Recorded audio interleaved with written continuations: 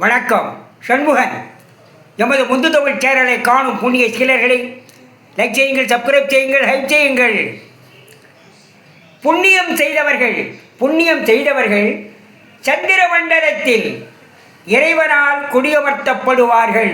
புண்ணியம் செய்தவர்கள் சந்திர மண்டலத்தில் இறைவனால் குடியமர்த்தப்படுவார்கள் என்ற உண்மை நமக்கு தெரியாது. ஆனால் அருணகிரிநாதருக்கு தெரிந்திருக்கின்றது. ஆனால் அந்த உண்மை அருணகிரிநாதருக்கு தெரிந்திருக்கிறது. அதனால் அவர் முருகனிடம் தங்கிய தவத்துணர்வு தந்து அடிமை முக்தி பெற சந்திர வெளிக்கு வழி அருள்வாயே. தங்கிய தவத்துணர்வு, நான் செய்த தவத்தின் உணர்வெல்லாம் புண்ணியமெல்லாம் எனக்கு தந்து இந்த அடிமை முக்தி பெற சந்திர வெளிக்கு வழி அருள்வாயே. தங்கிய தவத்துணர்வு தந்தடிமை முக்தி பெற சந்திர வெளிக்கு வழி அருள்வாயே.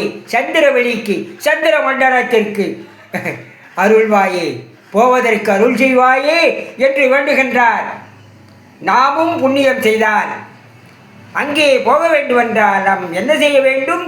புண்ணியம் செய்ய வேண்டும். நாமும் புண்ணியம் செய்தால் விண்கலத்தின்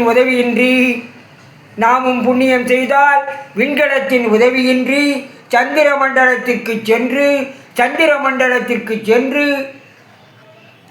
இரவா வரம் பெற்று அங்கே பெருவாழ்வு வாழலாம். சந்திர மண்டலத்தில் பெருவாழ்வு வாழலாம்.